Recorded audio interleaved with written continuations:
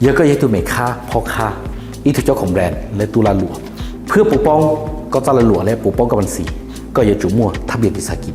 ยาชิลินเดอร์มวยนู้ก็จะถือกฎสอบโดยเฉพาะยาแต่กระมวลไล่ได้เกิน100 ล้านต่อปีก็จะถือกฎสอบและนู้ถือก็ถือกฎสอบก็จะถือกฎสอบย้อนหลังนับแต่นู้ถือกระมวลไล่ได้และก็จะได้รับการปรับใหม่พร้อมใจอากรย้อนหลังตัวหลังเทียเพื่อปกป้องคอนเดอร์เป้หับปรึกษาการลงทะเบียนวิสาหกิจทะเบียนอากรและใบอนุญาตทรัพย์นำใส่ตาประทับฟรียอดเดียก็ชิทันก็กับเป้อัวอาจจะโมค่าบริการเตมีพี่ยีชับละเนอะเป้อัวในราคาที่สมเหตุสมผลชับหลัก